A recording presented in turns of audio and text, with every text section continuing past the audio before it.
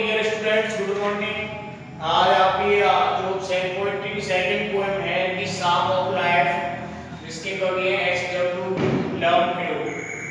तो आज मैं आपकी सेकंड जो आपके सिलेबस की जो पोएम है द सॉन्ग ऑफ लाइफ, इसको पढ़ाऊंगा।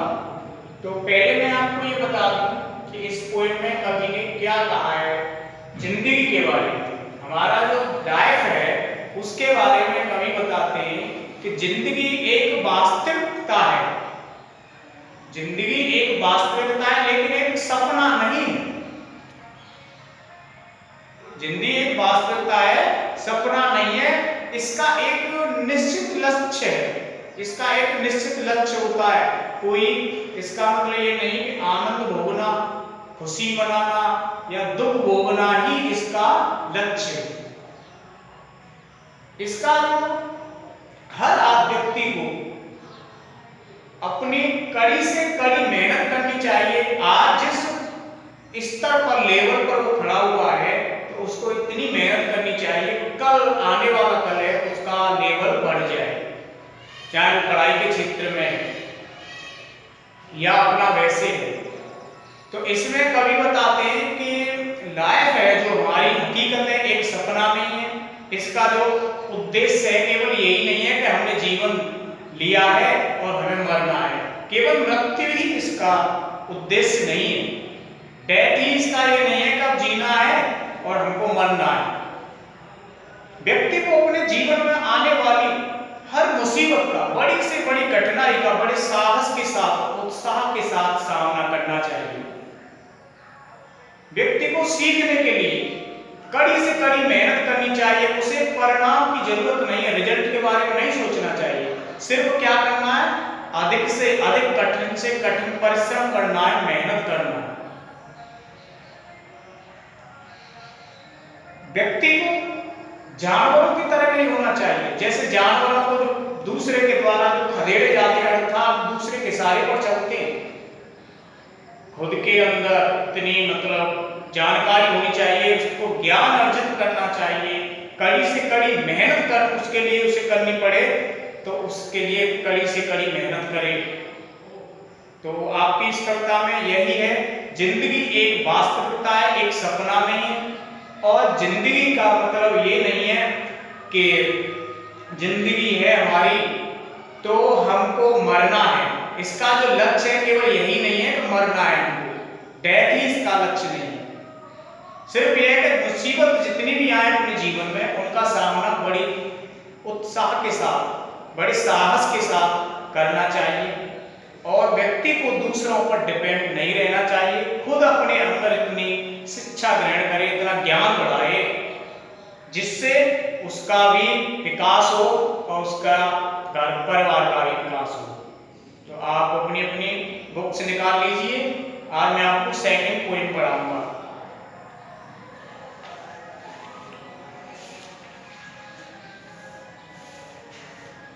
तो life is real, life is earnest, and the grave is not its goal. Dust thou art, to dust returns, by not spoken of the soul. तो life is real, कवि कहता है life is real, जीवन वास्तविक है। Life is Ernest, और जीवन गंभीर है। जीवन वास्तविक है, जीवन गंभीर है। And the grave is not its goal, और इसका जो उद्देश्य है, and the grave is not its goal. Grave का मतलब कब्र अर्थात मृत्यु, डेथ। कब्र ही इसका इज नॉट इट्स गोल, कब्र इसका लक्ष्य नहीं है, उद्देश्य नहीं है। अर्थात मृत्यु ही उसका उद्देश्य नहीं है, उसका एम नहीं है। कहने का मतलब यह है, कभी कहता है लाइफ इज रियल, जीवन वास्तविक है। लाइफ इज अर्नेस्ट, जीवन गंभीर है।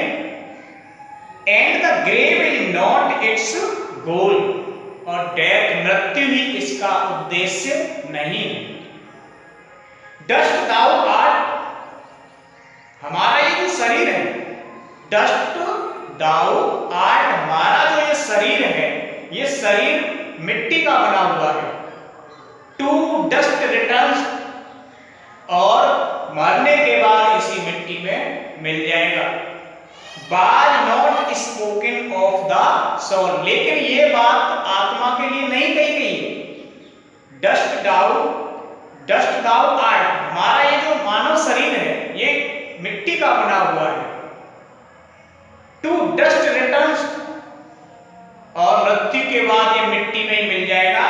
Was not spoken of the soul, लेकिन ये बात आत्मा के बारे में नहीं कही गई, क्योंकि आत्मा अमर है।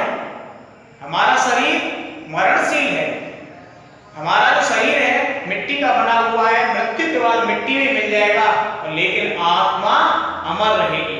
ये बात कवि ने आत्मा के लिए नहीं कही। In the not enjoyment and not sorrow is our destined end or way, but to act that each tomorrow finds us farther than today. Second stanza में कवि कहते हैं नॉट एंजॉयमेंट, हमारा जो जीवन है ये केवल आनंद के लिए नहीं है कि हमको आनंद ही लेना है। एंड नॉट सॉरो, और हमारा ये जीवन केवल यही इसी के लिए नहीं है कि हमें दुख ही भोगना है। Is our destined end or वे, जीवन के पूर्व निर्धारित उद्देश्य नहीं है। Is our destined end or वे, जीवन के पूर्व निर्धारित उद्देश्य नहीं है। बट टू एक्ट, लेकिन हमको कार्य कैसे करना है। बट टू एक्ट, लेकिन हमको काम कैसे करना है, कार्य कैसे करना है। कार्य का मतलब कैसे मेहनत करनी है, कैसे कठिन परिश्रम करना है। दैट ईच टुमारो, प्रत्येक आने वाले दिन को, प्रत्येक आने वाला जो दिन है, जो नई सुबह है, finds us farther than today, हम आज की अपेक्षा कल जो नई सुबह आएगी अर्थात जो कल आएगा उसमें हम आज से आगे खुद को पाएं, अर्थात हम तरक्की करें, विकास करें।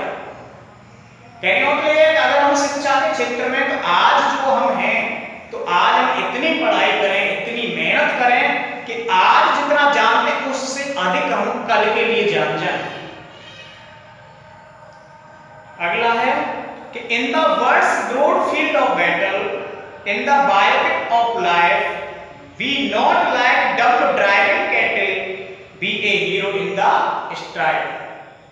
इन the world's broad field of battle, in the world's broad field of battle, in the world's मतलब अब इस संसार में वो जीवन को क्या बताते हैं कवि, कवि क्या कहता है कि in the world's broad field of battle, ये जो जीवन है हमारा एक युद्ध क्षेत्र की, बड़े एक युद्ध भूमि की तरह है, एक युद्ध क्षेत्र की तरह है।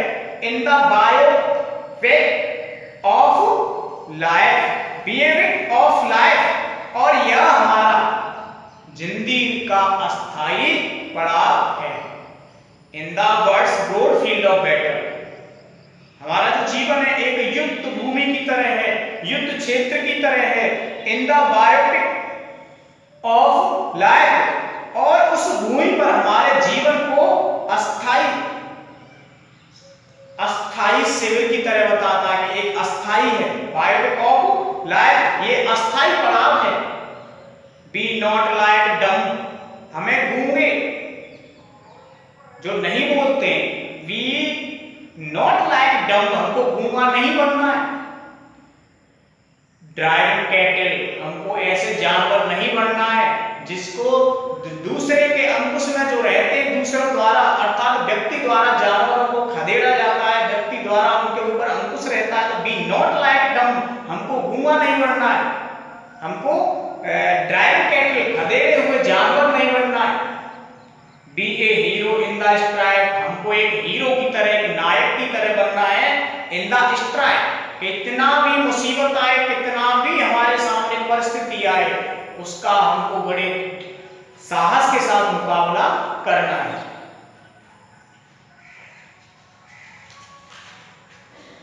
Let us then be up and doing with a heart for any fate, still achieving, still pursuing, learn to labor and to wait. Let us then be up and doing, let us out then हमको be up तरक्की करने के लिए, ऊपर उठने के लिए, and doing करना है with a heart for any fate, मतलब दृढ़ संकल्प के साथ, संकल्प की दृढ़ता के साथ हमको कार्य को करना है। Let us then be up, हमको ऊपर उठने के लिए, एंड डूइंग जब हम ऊपर उठेंगे अर्थात तरक्की करने के लिए, and doing with a heart for any fate, संकल्प की दृढ़ता के साथ अर्थात दृढ़ संकल्प के साथ हमको डूइंग काम को करना है, स्टिल अचीविंग। और इस प्रकार जब हम अपने जो उद्देश्य है उसको प्राप्त करेंगे, अचीविंग उद्देश्य को प्राप्त करेंगे, स्टिल परस्यूइंग और उसका हम पीछा करेंगे, मतलब कठिन परिश्रम के साथ हम उद्देश्य का स्टिल अचीविंग प्राप्त करेंगे, एंड स्टिल परस्यूइंग उसका पीछा करेंगे, लर्न टू लेवल और हमको कठिन परिश्रम के साथ सीखना है, लर्न टू लेवल मतलब कठिन परिश्रम के साथ हमको सीखना है, कठिन मेहनत करनी है, एंड टू वेट और हमको फिर परिणाम का अच्छी तरह से प्राप्ति होगी, तब कठिन परिश्रम करने के बाद फिर हमको परिणाम का वेट करना है।